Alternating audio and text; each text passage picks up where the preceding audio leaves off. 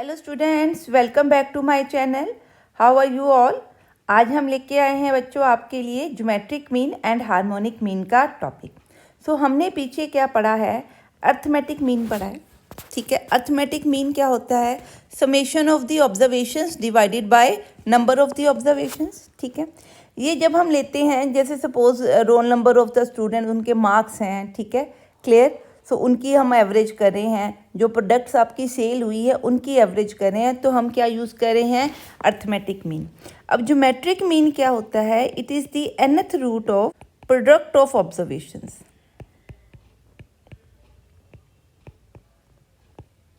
That is, अगर मैंने किन्हीं n नंबर्स का ज्योमेट्रिक निकालना है मीन, ठीक है, तो उनकी मैं क्या ले रही हूँ, प्रोडक्ट। उस प्रोडक्ट का मैं क्या ले रही हूँ, 1/nth रूट। उनका nth रूट ले रही हूँ, या इसको ऐसे लिखते हैं या इसको इस तरह से लिखेंगे। ठीक है, यहाँ पे हम क्या कर रहे हैं, प्रोडक्ट ऑफ द वैल्यूज़ कर रहे हैं। अब अगर आप ज्योमेट्रिक मीन का बच्चे लॉग लो, ठीक है, तो क्या बन गया, 1/2 1/n log x1 into xn। That is equal to 1/n log x1 plus up to so on log xn। ठीक है, मल्टीप्लिकेशन समेशन में डिवाइड हो गई, तो ये आपका ये आंसर बन जाएगा। ठीक है, तो ज्योमेट्रिक मीन भी क्या बन रहा है, अर्थमेटिक मीन बन रहा है। कब, व्हेन, ठीक है, एक्सरसाइज हम किस पे ले रहे हैं, लॉग स्केल के ऊपर। ठीक है, मेरी बात समझ में आई। जब हम एक्सरसाइज को लॉग स्केल के ऊपर ले रहे हैं, तो आपका ये जो वैल्यूज़ हैं, आपका ये क्या है, एक एक्चुअली ये क्या है, एक तरह का अर्थमेटिक मीन ही है। ठीक है, this is AM of log exercise. ठीक है, क्लियर है। तो आपको इनका रिलेशन एक तरह का पता होना चाहिए। अब ज्योमेट्रिक मीन हम यूज़ कहाँ पे करते हैं, जहाँ पे जो ऑब्जर्वेशन है, अगर वो एक्सपोनेंशियल काइंड ऑफ ग्रोथ वाली हैं। ठीक है, जैसे सपोज आप कह लीजिए ग्रोथ ऑफ पॉपुलेशन। ठीक है, क्लियर है। ग्रोथ ऑफ पॉपुलेशन हो गया, हाँ जी, जहाँ पे ऑब्जर्वेशंस एक्सपोनेंशियल इन नेचर हैं। ठीक है, या जैसे सपोज आपकी जो टेंडेंसी है ऑब्जर्वेशंस की, वो मल्टीप्लाई होने वाली है, तब हम क्या यूज़ करेंगे, geometric mean. For example growth of population ले लीजिए, ठीक है, रेट ऑफ इंटरेस्ट ले लीजिए। ठीक है, इस तरह के केसेस में हमने क्या यूज़ करने हैं, ज्योमेट्रिक मीन। एग्जांपल्स करते हैं ज्योमेट्रिक मीन की। हाँ जी, सम देखते हैं क्या कहते हैं, find the geometric mean of these 5 values. यहाँ पे n हमारे पास कितना दिख रहा है, 5 आ रहा है। हम क्या कर रहे हैं, ये इस तरह से लिख रहे हैं। ठीक है, for i is equal to 1 to 5। ये किसका साइन है, प्रोडक्ट का साइन है। ठीक है, जैसे समेशन एक्स आई लिखते हैं सम करने के लिए, प्रोडक्ट करने के लिए क्या लिखेंगे, this. Product of this will be equal to 2 into 4 into 6 into 7 into 8। ये आपका 56 है, ये आपका 48 है। ठीक है, अब इन दोनों को मल्टीप्लाई करते हैं, तो आंसर आपका आ रहा है 2688। ठीक है, देयरफॉर आपका ज्योमेट्रिक मीन किसके इक्वल होएगा, 1/5 फिफ्थ रूट। ठीक है, किसका, 2 into 5 into 4 into 6 into 7 into 8, that is 2688 raise to power 1/5। आप इसकी पावर सॉल्व करके देख लीजिए, अगर इसमें 2s की पावर ज़्यादा आ रही हैं तो आप 2 को कॉमन भी निकाल सकते हैं, जैसे ये है ना आपकी वैल्यूज़। ठीक है, अब इसमें 8 कितनी, 8 मीन्स क्या है, 2 into 2। 4 को भी क्या लिख सकते हैं, 2 into 2, तो इसकी पावर 1/5। 2 देखिए कितनी बार आ रहा है, 5 बार आ रहा है। ठीक है, हम एक 2 बाहर निकाल सकते हैं, बाकी जो आपके पास बच गया उसको आपस में क्या कर सकते हैं, मल्टीप्लाई करके उसका क्या लिख सकते हैं, रूट। ठीक है, इस तरह से ये ज्योमेट्रिक मीन के सम निकालेंगे। अब हम केस ले रहे हैं जब ज्योमेट्रिक मीन के साथ जब आपके पास डिस्क्रीट फ्रीक्वेंसी दी हुई।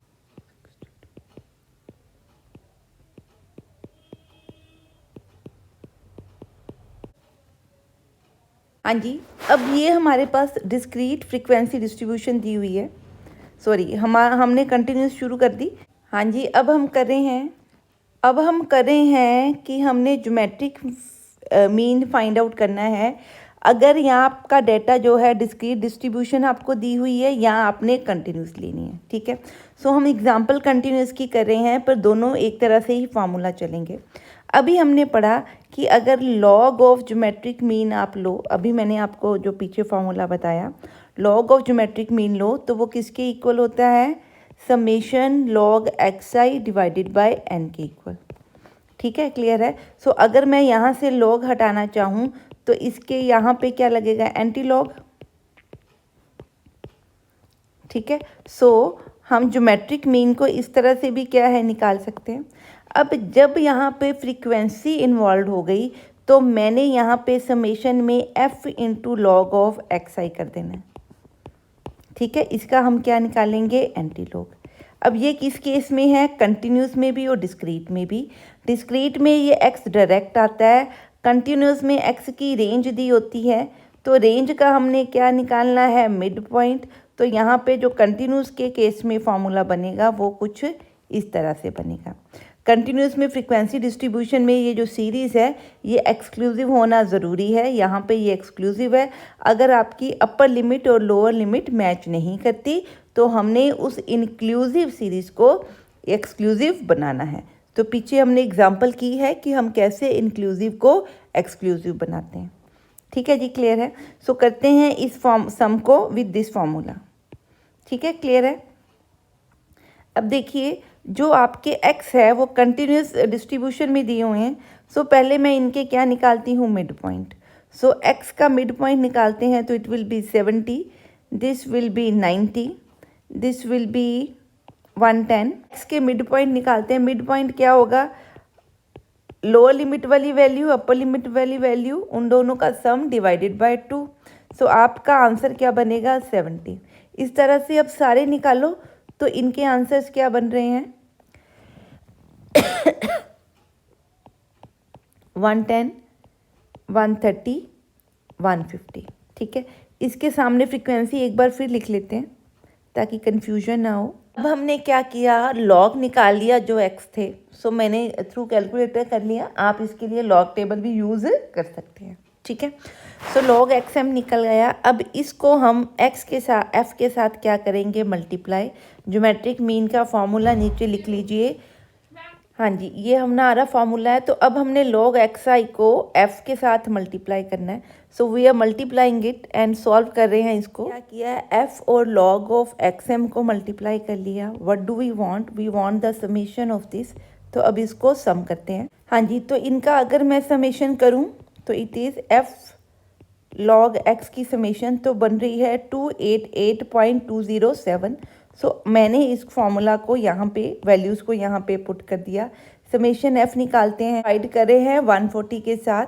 आप एस्टिमेट लगा लीजिए, इसका आंसर 2 पॉइंट समथिंग आ रहा है, ठीक है, क्लियर है। सो ये आपका क्या बनेगा, ज्योमेट्रिक मीन, ठीक है। इसका आगे हमने क्या लेना है, एंटी लॉग, हाँ जी। तो इसको सॉल्व किया तो ये बना, इसका हम एंटी लॉग ले रहे हैं तो कुछ अप्रोक्सीमेटली आपका ये आंसर बनेगा, ठीक है जी। इस तरह से हमने ज्योमेट्रिक मीन को सॉल्व करना है।